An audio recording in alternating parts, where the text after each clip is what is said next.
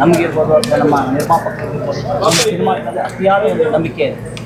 ಯಾಕೆಂತಂದರೆ ನನ್ನ ಬಗ್ಗೆ ಹೇಳಬೇಕಂತಂದರೆ ನಾನು ಮಾಡಿರೋಂಥ 3 ಸಿನಿಮಾಗಳು ಡೆಬ್ಯೂ ಡೈರೆಕ್ಟರ್ ಜೊತೆ ಮಾಡಿರೋದು. ಜೋಕರ್ ಇರ್ಬೋದು, ರಾಜಹಂಸ ಇರ್ಬೋದು, ಕೆರೆಬೇಟೆ ಇರ್ಬೋದು. ಈಗ ಇದ್ದಕ್ಕಿದ್ದಾಗೆ ಒಂದೇ ಸರಿ ಪೀಕ್ ಲೆವೆಲ್ ಅಂದರೆ ಕನ್ನಡ ಚಿತ್ರರಂಗದ ಅಥವಾ ಭಾರತೀಯ ಚಿತ್ರರಂಗದಲ್ಲಿ ಅತಿ ಹೆಚ್ಚು ಚಿತ್ರಗಳನ್ನು ಮಾಡಿದಂಥ ಕೆಲವು ನಿರ್ದೇಶಕರು ಸಾಯಿ ಸರ್ ಅಂಥವ್ರ ಜೊತೆಗೆ ಸಿನಿಮಾ ಮಾಡ್ತಾಯಿದ್ದಾರೆ. ಈ ಸಿನಿಮಾ ಸುಮ್ಮನೆ ಏನಾಗುತ್ತೆ ಗೊತ್ತಾ, ಸಿನಿಮಾ ಹಂಗೆ ಬಂದಿದೆ ಹೀಗೆ ಬಂದಿದೆ ಅನ್ನೋದು ಎಲ್ಲರೂ ಹೇಳೋವಂಥದ್ದೇ. ನಾನು ಕೂಡ ಅದೇ ರೀತಿಯೇ ಇಡೀ ಒಂದು ಸಿನಿಮಾ ಎಂಟರ್ಟೈನ್ಮೆಂಟ್ ಸಿನಿಮಾ ಇದೆ. ಇಡೀ ಸಿನಿಮಾ ನಿಮಗೆ ಯಾವ ಹಂತದಲ್ಲೂ ಬೇಜಾರಾಗಲ್ಲ. ಆಮೇಲೆ ಒಂದು ಇವತ್ತಿನ ವ್ಯವಸ್ಥೆಗೆ ಒಬ್ಬ ಕಾಮನ್ ಮ್ಯಾನ್ ಅಂತಂದರೆ ನಾವೆಲ್ಲರೂ ಕೂಡ ಕಾಮನ್ ಮ್ಯಾನ್. ಪ್ರತಿಯೊಬ್ಬ ಕಾಮನ್ ಮ್ಯಾನಲ್ಲೂ ಒಂದು ಕನಸಿರುತ್ತೆ, ಒಂದು ಹಠ ಇರುತ್ತೆ, ಒಂದು ಛಲ ಇರುತ್ತೆ, ಒಂದೇನೋ ಬದಲಾವಣೆ ಮಾಡಬೇಕು ಅನ್ನೋದು ಒಳಗಡೆಯಿಂದ ಒಂದು ಈ ಅಗ್ರೆಸಿವ್ನೆಸ್ ಇರುತ್ತಲ್ಲ, ಎಲ್ಲದರ ರೂಪವೇ ಈ ಒಂದು ಕಾಮನ್ ಮ್ಯಾನ್ ಇವತ್ತಿಂದ ಚಾಲನೆ ಕೊಟ್ಟಿದೆ. ಇವತ್ತು ಸಿನಿಮಾ ಮಾಡೋದು ಎಷ್ಟು ಇಂಪಾರ್ಟೆಂಟು, ಆ ನಿರ್ಮಾಪಕರು ಮತ್ತೆ ಪದೇ ಪದೇ ಸಿನಿಮಾ ಮಾಡೋ ಥರ ಆಗೋದಿದೆಯಲ್ಲ ಅದು ಕೂಡ ಅಷ್ಟೇ ಇಂಪಾರ್ಟೆಂಟ್. ಆ ಥರ ಆಗಬೇಕು ಅಂತಂದರೆ ಸಿನಿಮಾ ದುಡ್ಡು ಗೆಲುವಾಗಬೇಕು. ನಮ್ಮ ನಿರ್ಮಾಪಕರ ಬಗ್ಗೆ ವಿಶೇಷವಾಗಿ ಹೇಳಬೇಕು ಅಂದರೆ ಕೆಲವು ಜನ ತುಂಬ ಪ್ಯಾಷನೇಟ್ ಪ್ರೊಡ್ಯೂಸರ್ ಅಥವಾ ಒಂದು ಸಿನಿಮಾನ ಹೆಗ್ಲ ಮೇಲೆ ಹಾಕ್ಕೊಂಡು ಆ ಸಿನಿಮಾನ ಯಾವ ಮಟ್ಟಕ್ಕೆ ತಲುಪಿಸ್ಬೇಕು ಅನ್ನೋವಂಥ ಏನೊಂದು ಹಸಿವಿರೋಂಥ ನಿರ್ಮಾಪಕರು ಖಂಡಿತವಾಗೂ ಈ ಸಿನಿಮಾ ಅತಿ ದೊಡ್ಡ ಗೆಲುವನ್ನು ಅವ್ರಿಗೆ ತಂದುಕೊಡುತ್ತೆ. ಹಾಗಂತ ಹೇಳಿ ಸುಮ್ಮನೆ ಬೇಕಾಬಿಟ್ಟು ಏನೋ ಪ್ರಚಾರಗಳು, ಬೇಕಾಬಿಟ್ಟು ಏನೋ ಪ್ರಮೋಷನ್ ಆ ಥರದಂತ ಎಲ್ಲವೂ ಒಂದು ಪ್ಲ್ಯಾಂಡ್ ಆಗಿ ಇವರು ಕೂಡ ಪ್ರಮೋಷನ್ಗೆ ಇಳಿದಿರುವಂಥದ್ದು. ಸಿನಿಮಾನ ನೋಡಿದ ನಂತರ, ಕಾಪಿ ನೋಡಿದ ನಂತರ ಇವರು ಏನು ಕಮಿಟ್ಮೆಂಟಲ್ಲಿ ಏನು ಬಜೆಟಲ್ಲಿ ಸಿನಿಮಾ ಮಾಡ್ತೀವಿ ಅಂತ ಡೈರೆಕ್ಟರ್ ಸಾರ್ ಜೊತೆ ಮಾಡ್ತಾರೆ. ಹೆಚ್ಚು ಕಡಿಮೆ ಅದೇ ಒಂದು ಹಿಂದೆ ಮುಂದೆ ಆಗಿದೆ ಅಲ್ವ ಸರ್. ತುಂಬ ಅಂದರೆ ಏನು ಒಂದು ಒಳ್ಳೆ ಬಜೆಟಲ್ಲಿ, ಒಂದು ಸ್ಟ್ಯಾಂಡರ್ಡ್ ಬಜೆಟಲ್ಲಿ ಸಿನಿಮಾ ಹೊರಟಿದೆ ಸರ್. ಈಗೇನಂದರೆ ಟಾಕ್ಸಿಕ್ ಫೀವರ್ ಶುರುವಾಗಿದೆ ಅಲ್ಲ, ಟಾಕ್ಸಿಕ್ ನಡುವೆ ನಿಮ್ಮ ಕಾಮನ್ ಮ್ಯಾನ್ ಹೋರಾಟ ಅಥವಾ ಪ್ರಮೋಷನ್ ಶುರುವಾಗಿದೆ, ಇದು ಎಷ್ಟು ಮಟ್ಟಿಗೆ ವರ್ಕೌಟ್ ಆಗುತ್ತೆ? ಏನಂದರೆ ಕಾಮನ್ ಮ್ಯಾನು ಮತ್ತು ಟಾಕ್ಸಿಕ್ ಈಗ ಆಲ್ರೆಡಿ ಏನಂದರೆ ಒಂದು ಸಿನಿಮಾಗೆ ಒಂದು ಹ್ಯೂಜ್ ಫ್ಲೋ ಆಫ್ ಆಡಿಯನ್ಸ್ ಶುರುವಾಗುತ್ತೆ. ಆ ಒಂದು ಟೈಮಲ್ಲಿ ನಮ್ಮ ಸಿನಿಮಾದ ಸ್ಟ್ಯಾಂಡಿಗಳಿರ್ಬೋದು, ನಮ್ಮ ನಿಯರ್ 300-400 ಟಾಕ್ಸಿಕ್ ಥಿಯೇಟರ್ಗಳಲ್ಲಿ ನಮ್ಮ ಸಿನಿಮಾದ ಮಿನಿ ಟೀಸರ್ ಬರುತ್ತೆ, ಆಡಿಯೋ ಟೀಸರ್ ಬರ್ತಾ ಇದೆ. ಅಲ್ಲೇನಂತ ಅಂದರೆ ನಮ್ಮನ್ನು ರೀಚ್ ಮಾಡೋದಕ್ಕೆ ಅಲ್ಲಿ ಪ್ರಯತ್ನ ಮಾಡ್ತೀವಿ. ಟಾಕ್ಸಿಕ್ಕಿಗೆ ತುಂಬ ಜನ ಬಂದಷ್ಟು ಹೊರಗಡೆ ಸಿನಿಮಾ ನೋಡಬೇಕು ಅಂತ ಹೊರಗಡೆ ಹೊರಟ್ರೆ ಜನ, ಅದು ನೆಕ್ಸ್ಟ್ ನಮ್ಮಂಥ ಯಾವುದೋ ಒಂದು ಸಿನಿಮಾಗಳಿಗೆ ಖಂಡಿತವಾಗಿ ಹೆಲ್ಪ್ಫುಲ್ ಆಗುತ್ತೆ. ಅಂದರೆ ಜನ ಸಿನಿಮಾ ನೋಡಬೇಕು ಅಂತ ಆಸಕ್ತಿ ಇದೆ, ಆ ಆಸಕ್ತಿಗೆ ತಕ್ಕಂತೆ ನಾವು ಸಿನಿಮಾ ಕೊಟ್ಟರೆ ಬಂದೇ ಬರ್ತಾರೆ ಅನ್ನೋದು ಸಾಬೀತಾಗುತ್ತೆ. ಎಸ್ ಸರ್, ಕಾಮನ್ ಮ್ಯಾನ್ 25ಕ್ಕೆ ರಿಲೀಸ್ ಆಗ್ತಾ ಇದೆ. ಆ ಕಾಮನ್ ಮ್ಯಾನ್ ಒಳಗೆ ಏನೇನಿದೆ? ಕಾಮನ್ ಮ್ಯಾನ್ ಒಳಗೆ ಅಂಥವು ಸಾಕಷ್ಟು ಸಿನಿಮಾಗಳು ಬಂದಿದ್ದಾವೆ. ಸೊ ಇದು ಆ ಎಲ್ಲ ಸಿನಿಮಾಗಳಿಗೆ ಯಾವ ಥರ ವಿಭಿನ್ನವಾಗಿದೆ? ಈ ಕಾಮನ್ ಮ್ಯಾನ್ ಟೈಟ್ಲೇ ಹೇಳೋ ಹಾಗೆ ಒಂದು ಕಾಮನ್ ಮ್ಯಾನಿನ ಕನಸು, ಕಾಮನ್ ಮ್ಯಾನಿನ ಹಠ, ಕಾಮನ್ ಮ್ಯಾನಿನ ಛಲ ಪ್ರತಿಯೊಬ್ಬನಲ್ಲೂ ಒಂದು ಇದಿರುತ್ತೆ. ನಾನು ಈ ರಾಜ್ಯದ ಮುಖ್ಯಮಂತ್ರಿ ಆದರೆ ಅಥವಾ ನನ್ನ ಕೈಯಲ್ಲಿ ಯಾವುದಾದ್ರು ಅಧಿಕಾರ ಇದ್ದರೆ, ನನ್ನ ಕೈಯಲ್ಲಿ ಏನಾದರೂ ಶಕ್ತಿ ಇದ್ದರೆ, ನನ್ನ ವ್ಯವಸ್ಥೆಯಲ್ಲಿ ಏನಾದರೂ ಒಂದು ಇದನ್ನು ಬದಲಾವಣೆ ಮಾಡ್ತೀನಿ.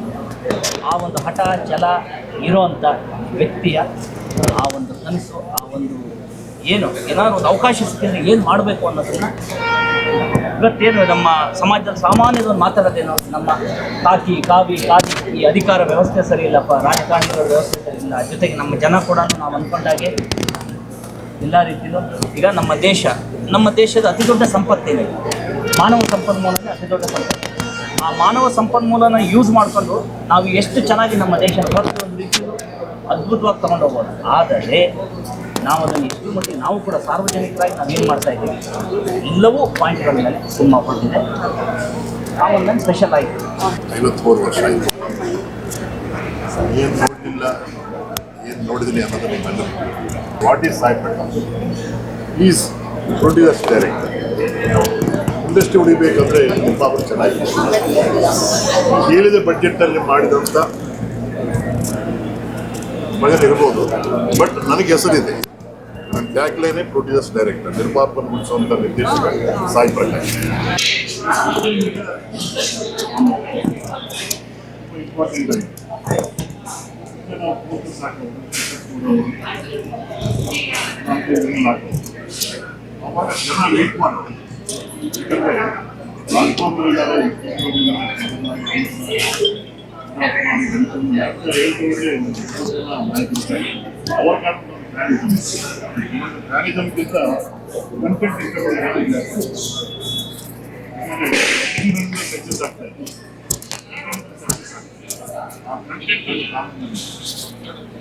ಕಂಟೆಂಟ್ ನಂಬ್ಕೊಂಡು ಮಾಡ್ತಾ ಇದ್ದಾರೆ. ಅದರಲ್ಲಿ ನಮ್ಮ ಕೆರಬೇಟೆ ಹೀರೋ ಚಿತ್ರ ಅವರ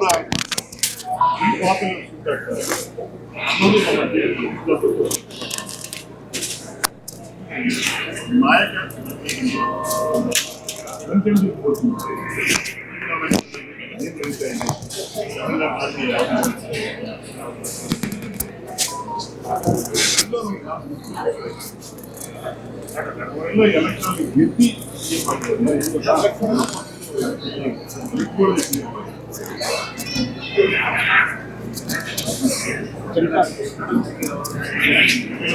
ಜನತೆ ಪಕ್ಷ ಜನಶಕ್ತಿ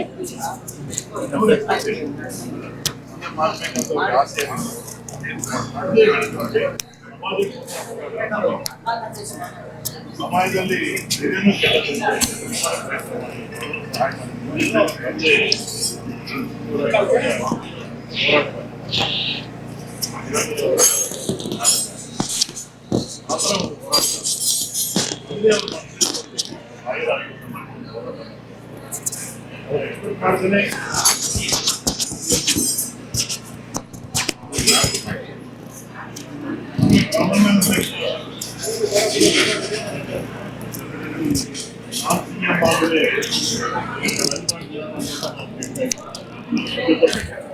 ನಾನು ಹಸಿದ್ರೆ ಇದು ಮಾಡ್ತಾರಪ್ಪ ಅಂತ ನಮ್ಮ ಹೀರೋ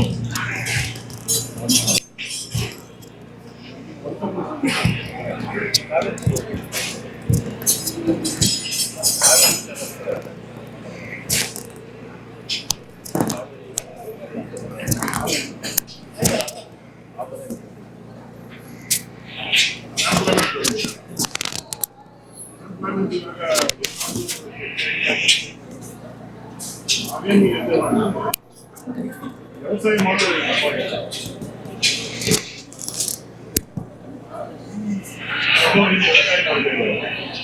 ಮಕ್ಕಳೆಲ್ಲ ಇವಾಗ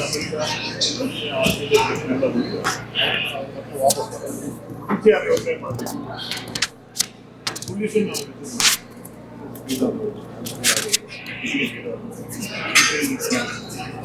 ಸರ್ಕಾರನೇ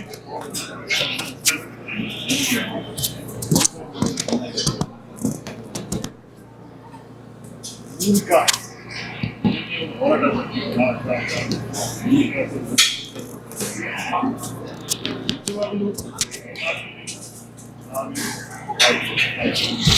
ಇವನು ಯಾವ ರೀತಿ ಒಳ್ಳೇದು ಮಾಡಬೇಕು ಹಿಂಗಿರ್ಬೇಕಂತ ವಿರುದ್ಧವಾಗಿ ನಾವು ಹೋರಾಟ ಮಾಡಿದ್ದೀವಿ.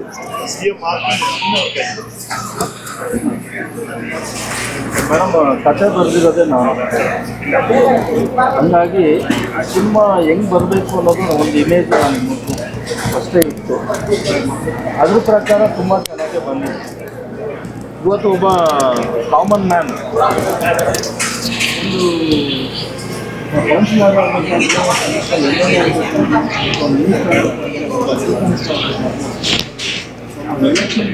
ಅಲ್ಲದೆ ಮಾಡೋಕ್ಕಾಗಲ್ಲ.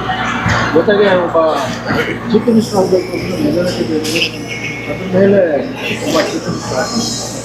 ಆದರೆ ಒಬ್ಬ ಆರ್ಡಿನರಿ ಮನುಷ್ಯ ಇವತ್ತು ಒಬ್ಬ ಕಾಮನ್ ಮ್ಯಾನ್ ಒಂದು ಸರ್ಕಾರದ ಮೇಲೆ ಪ್ರಜೆಕ್ಟ್ ತೊಗೊಂಡು ಅವನು ಯಾವ ರೀತಿ ಚೀಫ್ ಮಿನಿಸ್ಟರ್ ಆಗ್ತಾನೆ ಅನ್ನೋದೇ ಒಂದು ಥೀಮ್. ಅದಾದಮೇಲೆ ಏನು ಮಾಡ್ತಾನೆ ಅನ್ನೋದು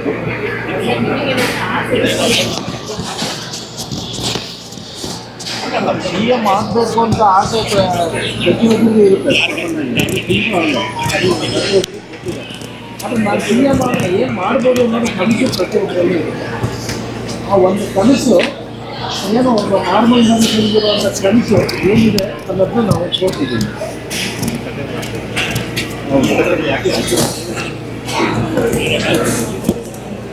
ಅಲ್ಲ, ಇವತ್ತಿನ ಸಮಾಜದಲ್ಲಿ ಯಾವುದೇ ಒಂದು ಪಕ್ಷ ಬಂದರೂ ಕೂಡ ಏನು ಮಾಡ್ತಾರೆ ಅನ್ನೋದು ಗೊತ್ತಿದೆ. ಆದರೆ ಇವಾಗ ಎಕ್ಸಾಂಪಲ್ ತಮಿಳ್ನಾಡು ವಿಜಯ್ ತಮಿಳ್ನಾಡು ಒಬ್ಬ ಕಾಮನ್ ಮ್ಯಾನ್ ಆಗಿ ಒಬ್ಬ ಆರ್ಟಿಸ್ಟ್ ಆಗಿ ಜನ ಮನ್ನಣೆಯನ್ನು ಗಳಿಸಿ ಸಡನ್ನಾಗಿ ಅವರು ಎಲೆಕ್ಷನ್ನಲ್ಲಿ ನಿಂತು ವಿನ್ ಆದಮೇಲೆ ಕೆಲವು ಜನ ಎಲ್ಲ ಅವ್ರು ಎಲೆಕ್ಷನ್ ಟೈಮಲ್ಲಿ ಹೇಳ್ತಾ ಇದ್ದಿದ್ರಲ್ಲ ಏನ್ರಿ ಮಾಡ್ತಾರೆ ಇವರೆಲ್ಲ ಒಂದು ಸೀಟು ತೊಗೊಳಕ್ಕಾಗಲ್ಲ, ಇವ್ರ ಕೈಲಿ ಏನಾಗುತ್ತೆ ಅನ್ನೋದು ಪ್ರಚಾರ ಯಾರು ಬೇರೆ ಬೇರೆ ತಪ್ಪಿದೆ. ಅದಾದಮೇಲೆ ಅವರು ಭಾಳ ರೀಡಿಂಗಲ್ಲಿ ಅವರು ಬಂದರು. ರೀಡಿಂಗ್ ಅವ್ರು ಬಂದಮೇಲೆ ಅವ್ರು ಏನು ಮಾಡ್ತಾರೆ, ಅವ್ರಿಗೆ ಏನೂ ಅನುಭವ ಇಲ್ಲ, ಎಕ್ಸ್ಪೀರಿಯನ್ಸ್ ಇಲ್ಲ. ಅಂದರೆ ಇಷ್ಟು ವರ್ಷ ರಾಜಕೀಯದಲ್ಲಿ ಇದು ಏನೋ ಅನುಭವ ಇದ್ದು ಅವ್ರ ಕೈಲಿ ಏನು ಮಾಡೋಕ್ಕಾಗಲ್ವೋ ಅದನ್ನು ಇವರು ಮಾಡಿ ತೋರಿಸಿದ್ದಾರೆ. ಹಂಗಾಗಿ ಪ್ರತಿಯೊಬ್ಬ ಕಾಮನ್ ಮ್ಯಾನ್ಗೆ ಒಂದೆಲ್ಲ ಒಂದು ರೀತಿಯ ಆಸೆ ಇದ್ದು ಏನು ಸಾಧನೆ ಮಾಡಬೇಕಂತ ಚಾನ್ಸ್ ಸಿಗ್ತಾನೆ ಅವ್ರು ಏನು ಮಾಡ್ತಾರೆ ಅಂತ ನಾವು